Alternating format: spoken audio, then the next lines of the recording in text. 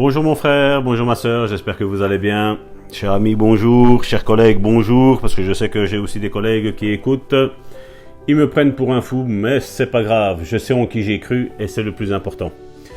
Comme je dis, voilà, ce que nous le donnons, je le disais hier, gratuitement. Et parce que nous avons reçu un grand trésor et comme je dis, je ne veux pas tenir cela pour moi et je le distribue à mes frères et mes sœurs pour qu'ils rentrent dans leur guérison et qu'ils voient que Dieu est réellement vivant, que nous n'avons pas un Dieu qui est pendu à une croix et qui ne sait plus rien faire. Non, nous avons un Dieu qui est parmi nous, il est même en nous, la Bible nous dit. Et je rends grâce vraiment à Dieu pour l'œuvre de rédemption que Dieu a fait dans nos vies.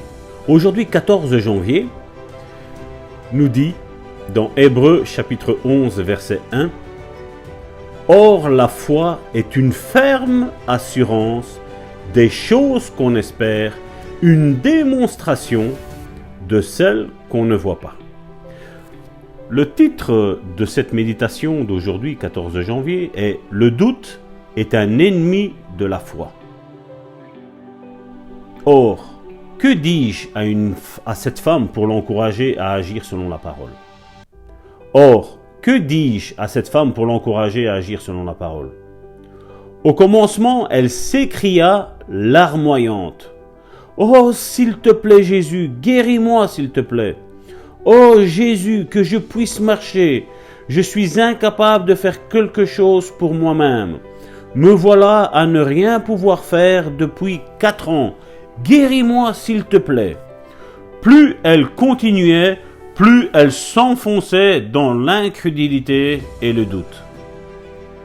Alors je lui dis, « Attendez un instant, je peux vous aider ?» Il faut comprendre qu'elle faisait fausse route. La voie qu'elle suivait ne menait pas à la guérison. La foi ne pleurniche pas. La foi ne pleure pas. La foi pousse des cris. Elle ne se trouvait pas sur la bonne voie de la foi, mais sur celle de l'incrédulité et du doute. La foi ne supplie pas Dieu de faire quelque chose. La foi déclare que c'est fait. Je devais l'aider à faire demi-tour, la repentance, pour prendre la bonne direction. Savez-vous que vous êtes guéri, lui demandai-je. Le suis-je, répondit-elle. Eh bien oui, répliquai-je. Je compris à son expression qu'elle pensait, si je suis guéri, pourquoi suis-je assise ici sans pouvoir marcher? Je vais te laisser, mon frère, ma sœur, cher ami, avec cette pensée. Je voudrais que tu aies une discussion avec le Saint-Esprit qui est déjà en toi pour qu'il te guide demain à écouter la suite de cette prédication. Si on peut appeler une prédication ça, nous sommes à 4-5 minutes. C'est plutôt une exhortation que je vous donne.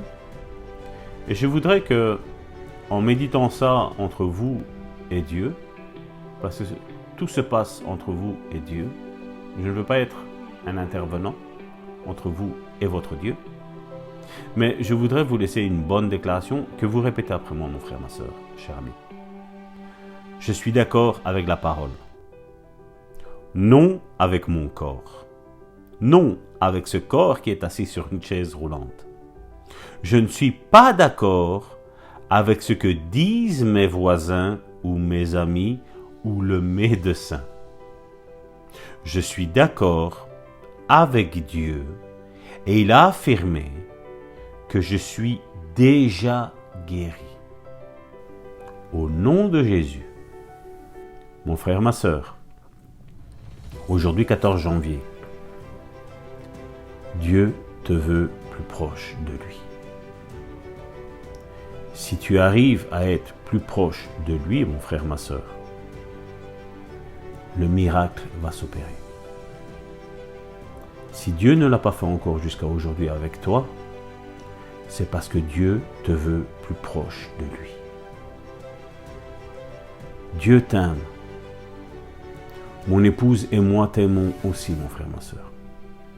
Et nous faisons ça pour ton bien. Dieu te veut plus proche de lui. Dieu m'a guéri. Dieu a guéri mon épouse. Et nous ne sommes pas des personnes spéciales. Nous sommes des personnes spéciales parce que lui habite en nous. Mais nous ne sommes pas spéciales. Il ne me préfère pas à moi ou à mon épouse par rapport à toi. Il nous aime tous sur un même plan.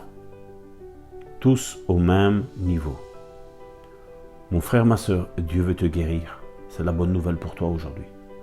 Dieu veut te guérir. Mais Dieu veut que tu t'approches de lui avec un cœur sincère. Il connaît ta souffrance. Ne sois pas fâché avec lui. Il connaît ta souffrance. Il souffre avec toi. Il compatit avec toi. Et nous compatissons avec toi, mon frère, ma soeur. Je te prie de t'approcher du Dieu vivant. Pas le Dieu de la religion, du Dieu vivant, parce qu'il veut agir puissamment dans ta vie. Au nom de Jésus-Christ de Nazareth, sois puissamment béni et guéri au nom de Jésus.